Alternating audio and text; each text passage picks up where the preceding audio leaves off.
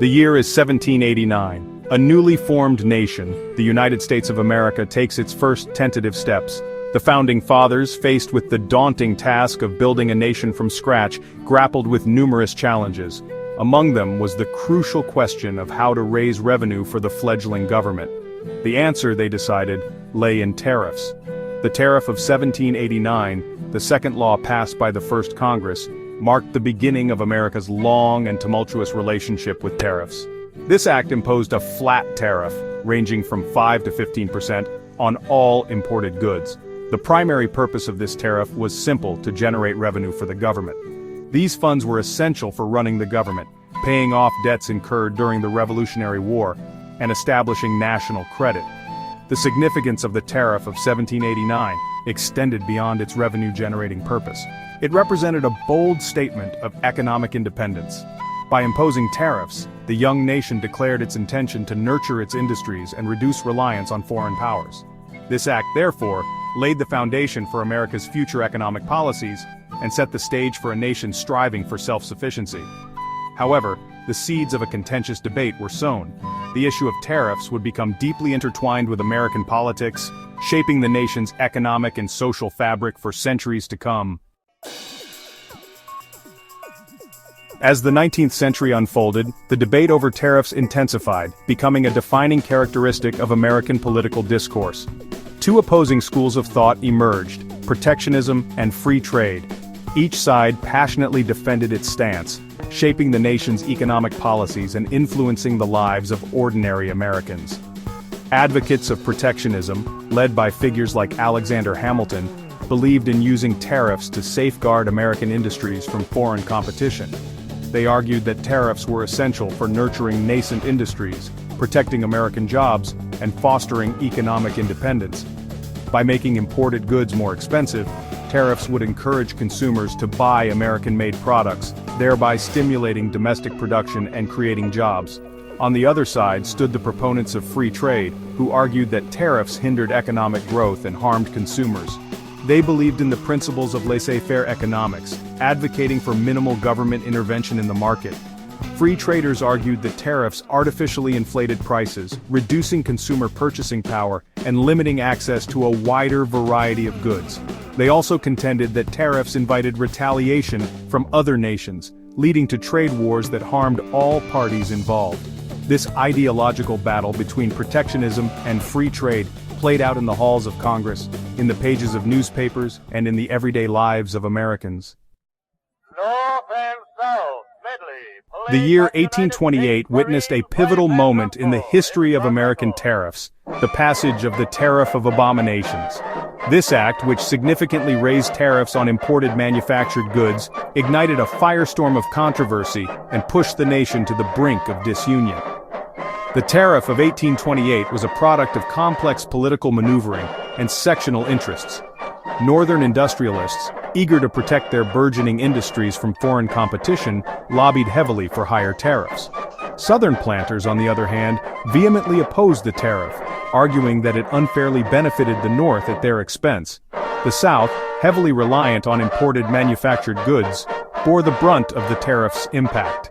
The increased prices of these goods hit Southern consumers hard, while the tariff offered little benefit to the region's predominantly agricultural economy.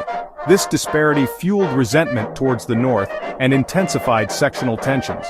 The Tariff of Abominations triggered a constitutional crisis. South Carolina, led by John C. Calhoun, invoked the doctrine of nullification, asserting the right of a state to nullify a federal law it deemed unconstitutional. The crisis escalated, with President Andrew Jackson threatening to use force against South Carolina. A compromise brokered by Henry Clay averted secession, but the issue of tariffs continued to simmer, casting a long shadow over the nation's future. The outbreak of the Civil War in 1861 marked a turning point in American history. As the nation descended into a bloody conflict, the issue of tariffs, once again, took center stage. The war effort demanded unprecedented financial resources, and tariffs emerged as a crucial source of revenue for the Union government.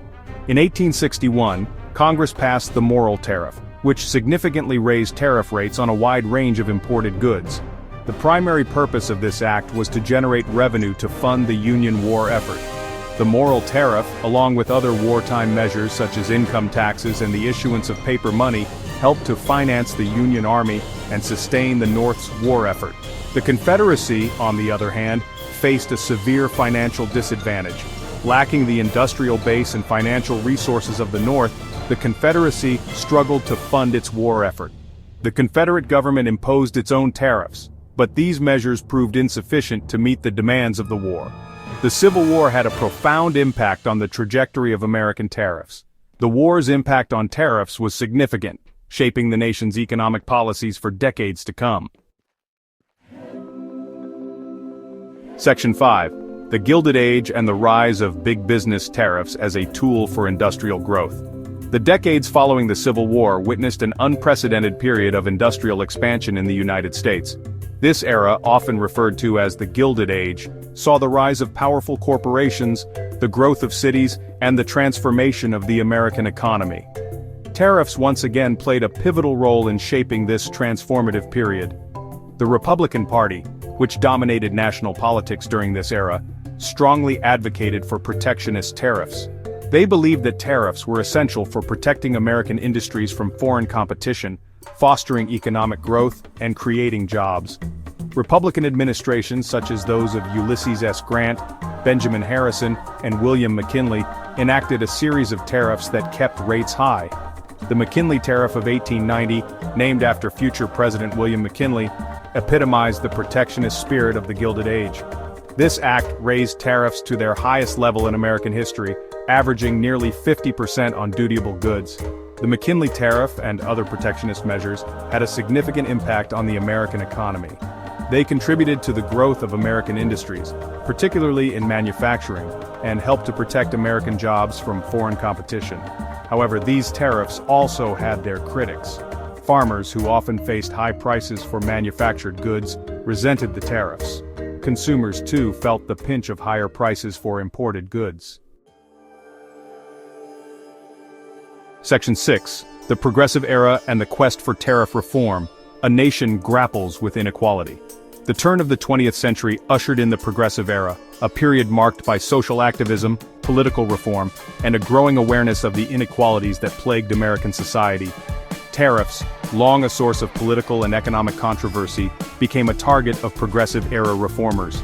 Progressives, drawn from a diverse coalition of reformers, journalists, and intellectuals, sought to address the social and economic ills plaguing the nation. They targeted monopolies, corruption, and social injustices, advocating for government intervention to regulate the excesses of industrial capitalism.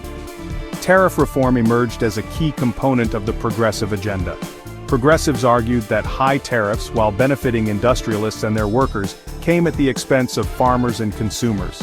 They contended that tariffs fostered monopolies, stifled competition, and inflated prices for everyday Americans. They called for a reduction in tariff rates, arguing that lower tariffs would benefit consumers, promote competition, and reduce the power of trusts. The Underwood Tariff of 1913, a landmark achievement of President Woodrow Wilson's administration, represented a significant victory for tariff reformers. This act, for the first time in over 50 years, significantly lowered tariff rates on a wide range of imported goods. The Underwood Tariff, coupled with the ratification of the 16th Amendment, which authorized a federal income tax, marked a turning point in American fiscal policy. Section 7, the Interwar Years.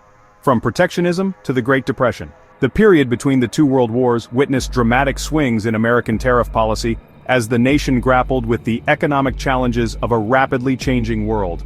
The aftermath of World War I saw a resurgence of protectionist sentiment as the United States sought to shield its industries from foreign competition and maintain its economic dominance.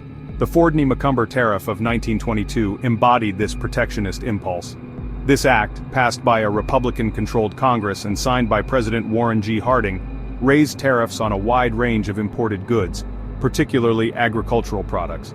The Fordney-McCumber Tariff, along with other protectionist measures, aimed to protect American farmers and industries from the influx of cheap European goods.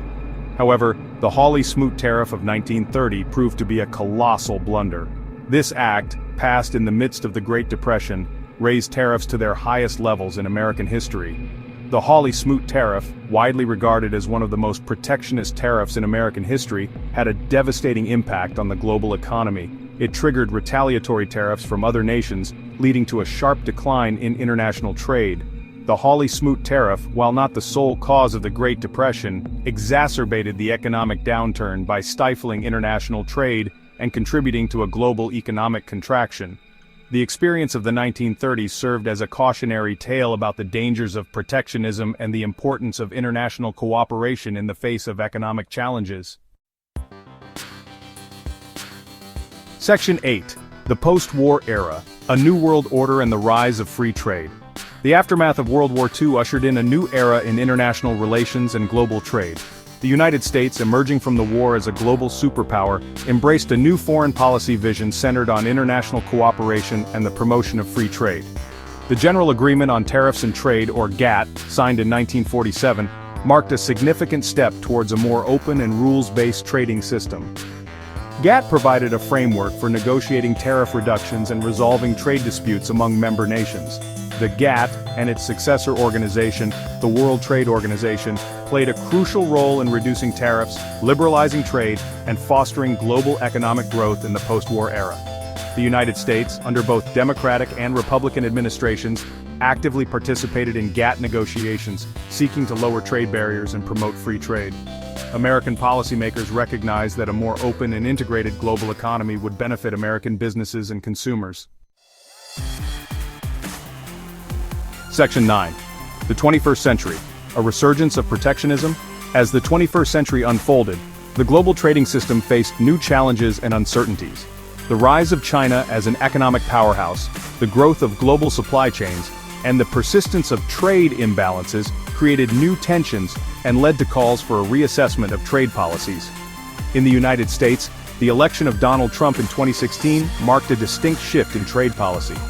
Trump, a vocal critic of free trade agreements, argued that they had led to job losses and undermined American manufacturing. He imposed tariffs on goods from China, Mexico, and other trading partners, sparking trade wars and raising concerns about a resurgence of protectionism. The Biden administration, which took office in 2021, pledged to take a more multilateral approach to trade policy. However, the administration also maintained many of the tariffs imposed by the Trump administration, arguing that they were necessary to protect American jobs and address unfair trade practices. The future of American trade policy remains uncertain. The debate between free trade and protectionism continues, reflecting the complex economic and political realities of the 21st century. The choices made by American policymakers in the years to come will have a profound impact on the global economy, the lives of American workers, and the future of the rules-based trading system.